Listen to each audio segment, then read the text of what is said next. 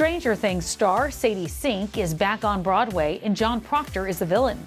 It's a new comedy from playwright Kimberly Belflower and Tony-winning director Danya Taymor.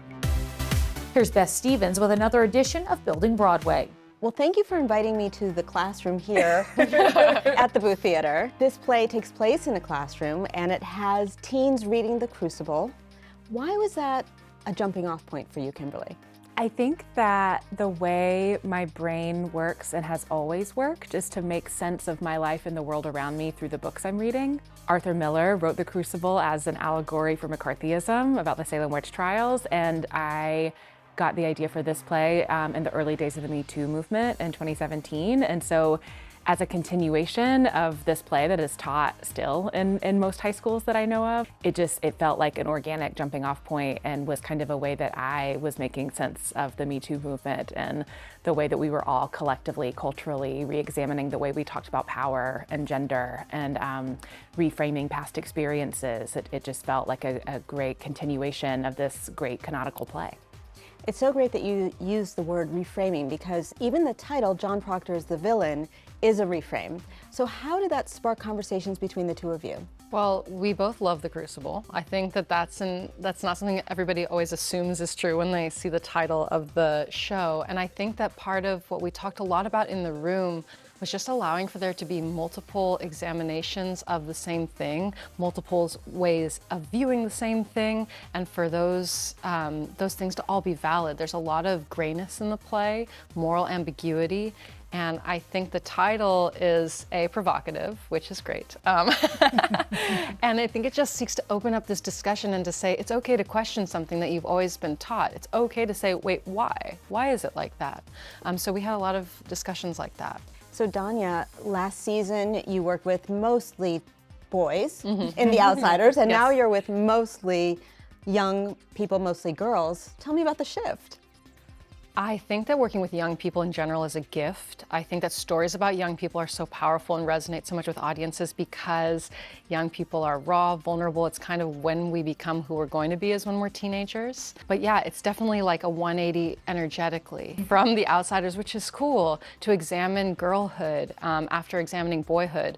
Although both pieces, I will say, I think are through the female gaze. You know, Susie Hinton, 16-year-old Susie Hinton wrote The Outsiders, so this teenage girl wrote that piece that is so masculine and so much about boyhood.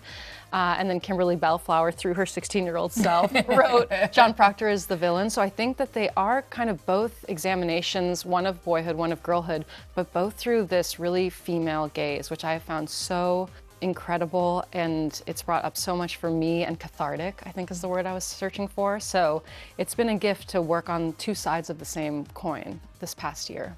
You both do something very magical with this play, which is you let teens sound and act like teens.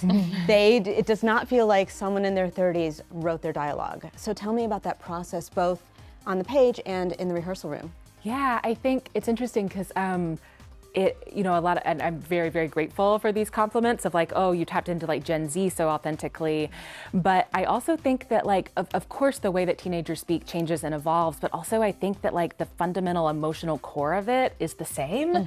I'm really always interested in kind of the collective linguistic patterns that emerge when, like, especially when you grow up with the same friend group and you grow up in a very small town, and the regional differences and being from the South, but then also like how each character kind of follows that linguistic pathway to what they're trying to express and how that changes. I think in this play, the rhythm is so much of what we worked on as a company, but I also think about this article that Susie Hinton wrote when she was 19 called Teenagers Are For Real, and it was an op-ed in the New York Times, and it's about why she wrote The Outsiders and the other books she wrote, because there was a dearth of material that took teenagers seriously, that actually sought to expose and investigate and be curious about what they actually go through and what's important to them and what challenges they're up against. And I think Kimberly's play does that so well. And so I tried to just take them really seriously and hold the stakes of the play for real. And then with the actors, you know, many of them are super close to their teenage years, if not teenagers still. So having them and being around them was amazing, and just trying to cultivate their authentic energy and give them the confidence and tools to really expose their true selves on stage and to really fuse with their characters and not put masks between themselves and the characters. So I feel like that was my work as their director, was to really help them have the confidence and courage to be vulnerable. We have to talk about Sadi Sink because she's not just starring in the play, she also, I think, helped usher it to Broadway. Yes. So tell me a little bit about how that worked out for you. She had made it known to her team that she wanted to do theater post Stranger Things. She started in theater and wanted to come back as an adult and was looking for a project that spoke to her. And my play got to her and she read it and it really resonated with her. She really, really felt connected to the character of Shelby and it was so magical. And I think at every moment I expected that it was gonna fall apart. I was like, Sadie's gonna get some like amazing movie offer or something and not wanna do this play anymore. But the fact that she wanted to do a new play, that she wanted to do an ensemble play where she wasn't the sole lead, and that she wanted to do a play that speaks to systems of power and patriarchy and these really slippery, tricky things, just says so much about her as a person and as an artist.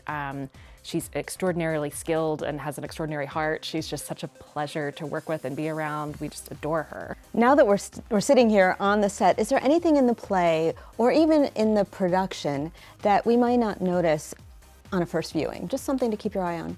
I mean, I definitely think you should keep your eye on this stuffed animal named Uga, which is really important. Can you please? Yes, Uga is UGA's mascot, UGA Bulldogs, Georgia Bulldogs. I'm the only person in my family who did not go to UGA, but it felt important to me as I was developing the script that both of the adult characters in the play did go to UGA, and there's a couple of moments where you understand that that is true. Uga has become a breakout star. What conversations do you want to spark for people who saw the play and are leaving the theater? I just always want people to take teenage girls seriously, to take young adults seriously, and to listen to what they have to say and to recognize that they're smart, even if they say like a lot. Something that's been cool also is we've had some folks from the South come to see the play, and like there's been a lot of gratitude to see Southern characters represented as hyper intelligent, curious, like full of dynamics. And so I think the play asks us along the lines of take young people seriously.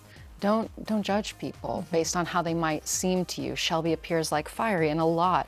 What's behind that judgment of a lot? And so I hope that it, in addition to just making people feel and bringing up repressed feelings for them, I hope it also just allows us to be a little bit more compassionate towards one another and to wonder, why might they be acting that way? What's going on? Maybe we should just say, are you okay? What's going on? There's a moment in the play where Ray Lynn, played by Amalia Yu, asks Shelby, I know the answer is probably no, but are you okay? And even though she knows the answer, it's just so important for her to ask her friend, because nobody has, you know?